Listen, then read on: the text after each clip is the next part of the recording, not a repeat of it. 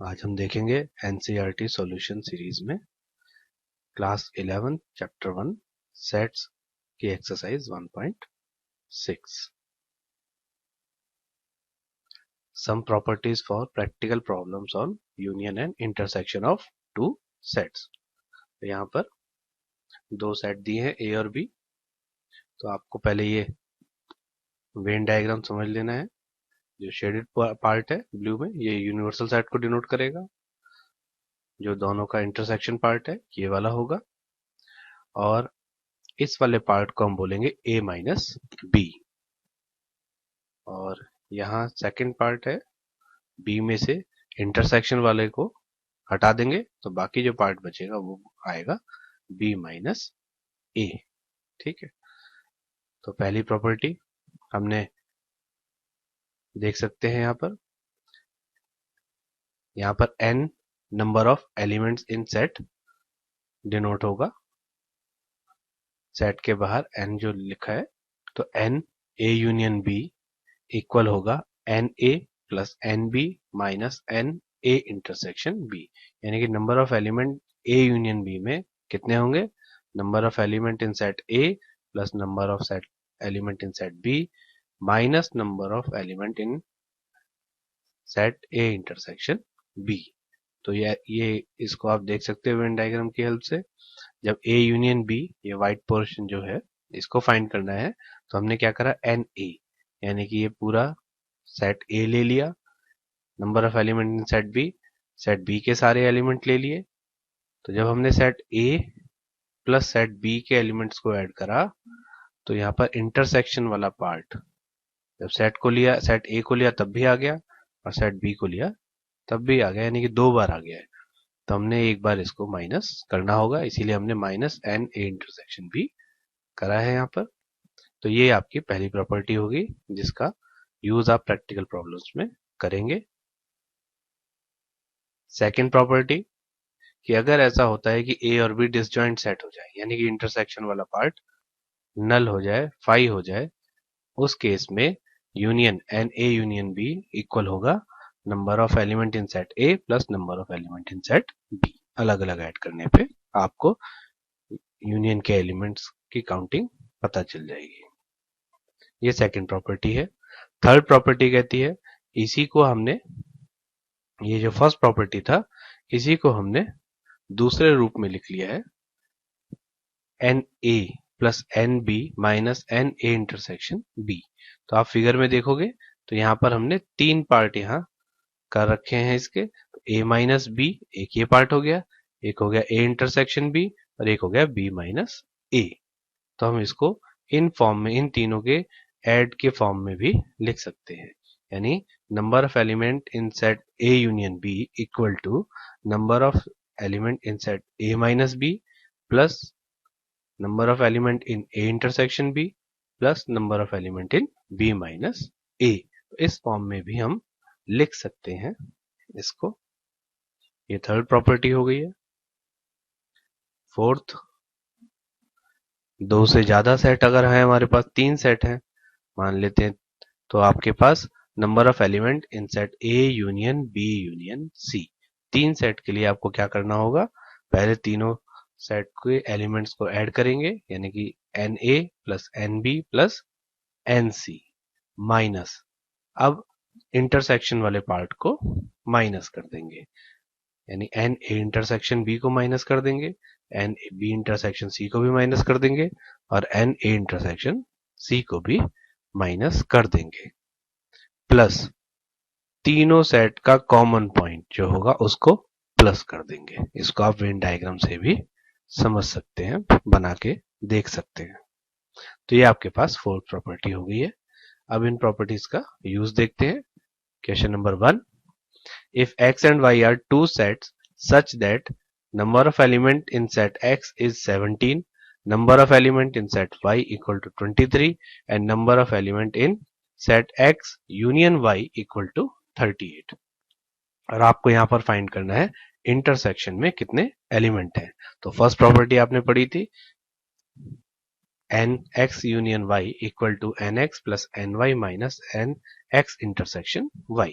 तो आपको यहाँ पर इन तीन की वैल्यूज जो गिवन है ये यहाँ पर सब्स्टिट्यूट करनी होगी। 38 equal to 17 plus 23 minus N X intersection Y. इसको सॉल्व कर लेंगे तो एन एक्स इंटरसेक्शन वाई में कितने एलिमेंट आ जाएंगे? 2।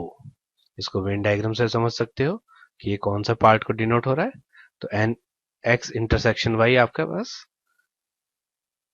ये वाला पार्ट होगा इसमें से, और आप बाकी पोर्शन a माइनस बी और b माइनस ए भी निकाल सकते हो, यानी कि ऐसे एलिमेंट जो x में हो और y में ना हो। तो उसके लिए क्या करोगे, x में कितने एलिमेंट हैं? 17, दो कॉमन एलिमेंट है तो 17 माइनस 2 कर दिया तो 15 आ गया। और इसी तरीके से y में 23 एलिमेंट है, दो कॉमन है, उनको हटा देंगे तो ओनली y में 21 एलिमेंट्स आ जाएंगे, b माइनस ए हो जाएगा ये वाला पार्ट। नेक्स्ट देखते हैं question number 2। If x and y are two sets such that x union y has 18 elements, x has 8 element, y has 15 element, how many element has x intersection y?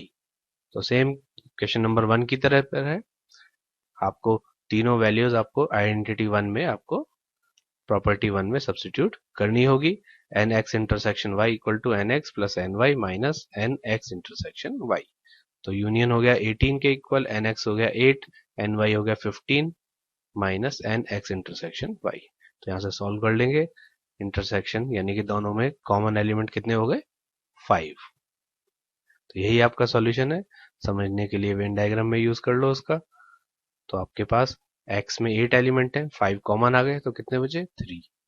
x minus Y part में 3 element, इसी तरीके से y minus x वाले part में N Y में कितने element है? 15, 5 common आ गए हैं तो कितने बचे? 15 माइनस 5 10। नेक्स्ट क्वेश्चन की तरफ चलते हैं। Question number 3। In A group of 400 people 250 can speak Hindi and 200 can speak English. How many people can speak both Hindi and English? तो आपको एंड यहाँ पर वर्ड यूज हो रहा है, एंड का मतलब है आपका इंटरसेक्शन, आपको फाइंड करना है। तो टोटल है आपके पास 400 पीपल, यानी कि यूनियन हो गया ऐसे, और जो हिंदी बोलते हैं वो 250 हैं, इंग्लिश वाले 200 हैं। तो ये आपने गिवन में लिख लिया है। अब आपको इंटरसेक्शन फाइंड करना है, तीनों की वैल्यूज यहाँ पर सब्स्टिट्यूट करेंगे, यूनियन की, हिंदी बोलने वालों की, इंग्लिश बोलने वालों की, minus N H intersection E. तो यहाँ पे ऐसे व्यक्ति जो हिंदी और इंग्लिश दोनों बोलते हैं वो कितने आ गए? 450 माइनस 400 दैट इज 50। तो आप यहाँ से देख सकते हो वेन डायग्राम से, और थोड़ा तो दोनों सब्जेक्ट बोलने वाले, दोनों लैंग्वेजेस बोलने वाले 50 स्टूडेंट 50 पीपल हैं, और हिंदी बोलने वाले आपके पास कितने थे? 250।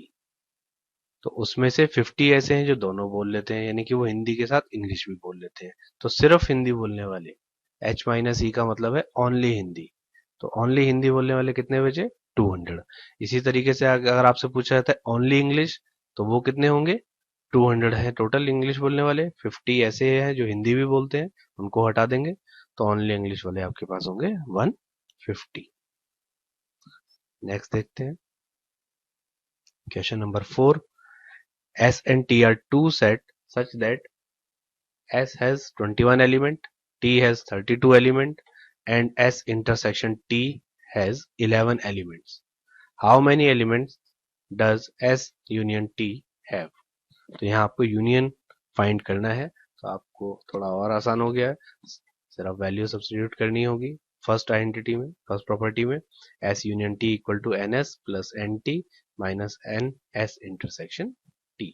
So number of element in S 21, number of element in T 32, number of element in intersection 11। ये तीनों वैल्यू सब्स्टिट्यूट करें, 21 प्लस 32 माइनस 11 दैट इज 42। तो ये आपका आंसर हो गया है। वेन डायग्राम में रिप्रेजेंट करेंगे अगर इसको हम, तो आपके पास कॉमन जो एलिमेंट है वो थे 11, तो 11 यहाँ आ गए। ठीक है, एस सेट में है 21 एलिमेंट्स, एस में कितने हैं? 21 एलिमेंट, 11 कॉमन आ गए तो कितने बचे? 10 एस माइनस टी में पार्ट में, और टी माइनस एस वाले पार्ट में टोटल 32 थे एन टी में, टी सेट में 11 कॉमन है तो बाकी बचे 21। टी माइनस एस वाले पार्ट में 21 एलिमेंट्स आ गए हैं। आप इनको टोटल करोगे तो 42 बन जाएगा, यानी कि यूनियन में 42 एलिमेंट्स आ रहे हैं। ये इसका वेन डायग्राम हो गया है। नेक्स्ट क्वेश्चन की तरफ चलते हैं। Question number 5, if x and y are two sets such that x has 40 elements, x union y has 60 elements and x intersection y has 10 elements, how many elements does y have? तो आपके पास क्या values given है यहाँ पर? x has 40 elements and x number of element in set x is 40, union has 60 elements तो union has 60 element, intersection has 10 element ये भी given है आपको, तो यहाँ भी प्रॉपर्टी 1 से ही आपका काम चल जाएगा। N X union Y equal to N X plus N Y minus N X intersection Y. तो वैल्यू सब्स्टिट्यूट कर दी, 3 नोन की और एक आपके पास अननोन क्वांटिटी रह गई है number of element in Y. तो यहाँ पर इसको सॉल्व कर लेंगे तो 60 माइनस 40 प्लस 10 दैट इज 30। तो वेन डायग्राम में भी आप देख सकते हो इसको, 10 आपके कॉमन एलिमेंट हो गए और ओनली एक्स वाले 30 एंड ओनली वाई वाले 20 एलिमेंट्स आपके पास आ गए। Next question 6, in a group of 70 people 37 like coffee, 52 like tea and each person like at least one of the two drinks। तो टोटल आपके पास group में 70 पीपल हैं। कुछ ऐसे हैं जो कॉफी पसंद करते हैं 37, 52 ऐसे हैं जो चाय पसंद करते हैं और 70 में से सभी या तो कॉफी पसंद करते हैं या चाय पसंद करते हैं। ऐसा कोई नहीं है जो दोनों ही को नापसंद करता हो। तो यहाँ पर ये बात ध्यान देने वाली है। तो अब आगे देखते हैं, how many people like both coffee and T. तो कॉफी एंड टी मतलब ऐसे व्यक्ति जो चाय और कॉफी दोनों को पसंद करते हैं। दोनों कहाँ पे आएंगे? इंटरसेक्शन वाले पार्ट में। तो तीनों की वैल्यूज हमने लिख ली है, सी फॉर कॉफी सेट के लिए और टी फॉर टी के लिए यूज किया है हमने। इंटरसेक्शन में आपके पास फाइंड करना है और यूनियन में आपको दिए हैं 70 एलिमेंट्स। तो फर्स्ट प्रॉपर्टी आपने लगा दी है, N C union T equal to N C plus N T minus N C intersection T. इनकी वैल्यू सब्स्टिट्यूट करेंगे। यूनियन में 70, कॉफी पीने वाले हैं 37, चाय पीने वाले हैं 52, इंटरसेक्शन हमें फाइंड करना है। तो इंटरसेक्शन यानी कि चाय और कॉफी पीने वाले कितने हो गए? 19 पीपल ऐसे हैं जो दोनों को पसंद करते हैं। यहाँ पर यूनियन में 70 हम इसलिए लिख पा रहे हैं क्योंकि सभी व्यक्ति कुछ ना कुछ चाय या कॉफी में से एक को पसंद करते हैं। अगर ऐसे होते जो कुछ भी पसंद नहीं करते तो वो हमारे पास कहाँ पे लिखे होते? वेन डायग्राम से देख सकते हो, इस रेक्टेंगल वाले पार्ट में लिखे होते। ऐसे व्यक्ति जो ना कॉफी पसंद करते हैं ना चाय पसंद करते हैं। तो अभी हमारे पास सारे व्यक्ति कॉफी या चाय में से एक को पसंद करते हैं, इसलिए ये सर्कल में ही आएंगे, सर्कल के एलिमेंट्स में ही आएंगे आपके पास। तो इंटरसेक्शन में हो गए 19 एलिमेंट्स, कॉफी वाले थे 37, तो ओनली कॉफी वाले अगर आपसे पूछा जाएगा तो 18 एलिमेंट्स, ओनली टी वाले पूछा जाएगा तो 52 टी वाले थे, उसमें से 19 हटा दिए तो 33, यानी कि ओनली टी वाले कितने हो गए? 33 आपसे पूछा जा सकता है। और यूनियन आप देखोगे सबको प्लस कर लोगे 70 आ जाएगा आपका। नेक्स्ट क्वेश्चन देखते हैं। Question number 7, in a group of 65 people 40 like cricket, 10 like both cricket and tennis. तो how many like tennis only. तो इस क्वेश्चन में आपसे पूछ लिया गया है ओनली वाला पार्ट। तो how many like tennis only and not cricket, and how many like tennis. ठीक है, तो आपके पास 65 पीपल है, यानी यूनियन में 65 हो गए हैं। क्रिकेट खेलने वाले उसको हम सी से डिनोट कर रहे हैं सेट को, तो उसको हम लिख देंगे N C 40 elements, 10 like both cricket and tennis, तो ये इंटरसेक्शन हो गया। टेनिस के सेट को हम टी से डिनोट कर रहे हैं, तो सी इंटरसेक्शन टी आपके पास आ गया 10।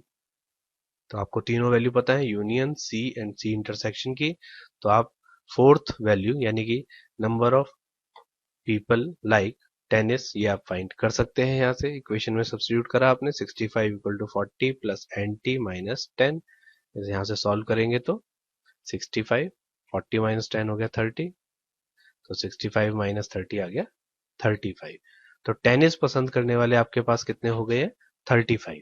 क्वेश्चन हमसे ये पूछा है कि ओनली टेनिस वाले कितने हैं। तो ओनली टेनिस के लिए आपको क्या करना पड़ेगा? इंटरसेक्शन वाले को पार्ट को माइनस करना होगा ओनली टेनिस के लिए, यानी ऐसे टी माइनस सी। वेन डायग्राम से समझ सकते हो, टी माइनस सी वाला पार्ट आपको फाइंड करना होगा। तो टी माइनस सी क्या हो जाएगा? Number of people like tennis minus number of people like both cricket and tennis, that is 10। तो 35 माइनस 10 25 आ गया है। वेन डायग्राम से आप समझ सकते हो इसको। 10 both people like both cricket and tennis, only cricket 30 people and only tennis 25 people। Next question देखते हैं। Question number 8, in a committee 50 people speak French, 20 speak Spanish and 10 speak both Spanish and French। तो both means यहाँ पर intersection part है। French जो बोलते हैं उनके सेट को हमने एफ से डिनोट कर दिया, स्पेनिश बोलने वालों को एस से डिनोट कर दिया है। तो आपके पास number of people speak French यानी कि एन एफ कितना हो गया 50, इसी तरह से एन एस कितना हो गया स्पेनिश बोलने वाले 20, और दोनों फ्रेंच और स्पेनिश बोलने वाले वो हो गए 10।